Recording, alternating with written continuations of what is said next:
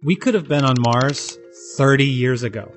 At the peak of the Apollo era in the early 70s, NASA was already planning its next step into the unknown.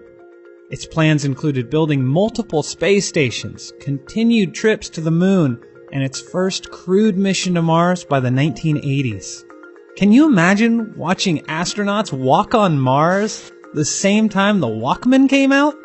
But of course, NASA never sent humans to Mars in the 80s. And here we are, 30 years later, still dreaming of the possibility. But the reason isn't necessarily a matter of technology or innovation. It actually comes down to politics.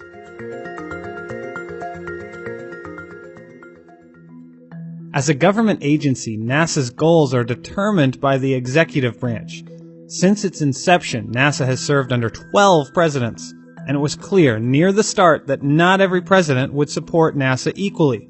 By the end of the Nixon administration in 1974, NASA's budget had plummeted from 4% of the federal budget to less than 1%. Fully funded Apollo missions 18 and 19 were abandoned, along with Apollo 20. At the same time, Nixon pulled NASA's focus away from the Moon and Mars and instead towards low Earth orbit.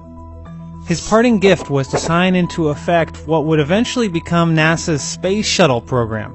But this was just the beginning. So what's happened throughout all of space history after the Apollo program was over was we had this start, stop, cancel. So a president comes in, like President Bush comes in and says we're going to go to the moon, back to Mars, and then the next president comes in and cancels that. And the next president sets their objective, and the next president comes in and cancels that. The agency's unable to sustain consistent funding long enough to do anything. It wasn't until the Space Shuttle program was nearing its end that a crewed mission to Mars was finally considered and funded by a U.S. president.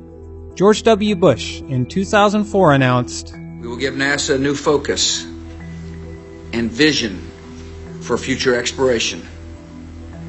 We will build new ships to carry man forward into the universe, to gain a new foothold on the moon." As a result, NASA's Constellation program was born.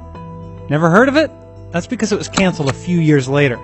It aimed to send a crewed mission to the moon in 2020 and land the first humans on Mars by the 2030s. By the time Obama was sworn in, the Constellation program was behind schedule and over budget. 1 year later, Obama canceled 100% of the program's funding. All that has to change. And with the strategy I'm outlining today, it will. Obama shifted NASA's focus from sending people to the moon and Mars to ultimately just Mars. In the process, Obama asked Congress to increase NASA's budget by $6 billion over the next 5 years. As a result, NASA launched its Journey to Mars initiative in 2010, with the goal to send humans into orbit around Mars by the early 2030s. And until recently, NASA, for the most part, was on track. But then, this happened. President Trump has relaunched the National Space Council, and at the Council's inaugural meeting in October, we unanimously approved a recommendation to instruct NASA to return American astronauts to the moon, and from there to lay a foundation for a mission to Mars. Oddly enough, the space policy under Trump and Obama looked nearly identical, except for 63 words. In those 63 words, Trump's administration has shifted the focus once again to a moon-first, Mars-later initiative. NASA isn't new to this. It's learned to recycle old projects to fit new missions.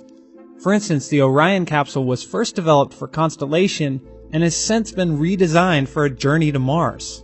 But even that can't prevent the unavoidable changes NASA programs now face under the new president. As such, we're also going to realign the organizational structure to best meet this new exploration focus. I've asked Steve Jerzik, the current head of Space Technology Mission Directorate, to lead an effort to design a new organizational approach.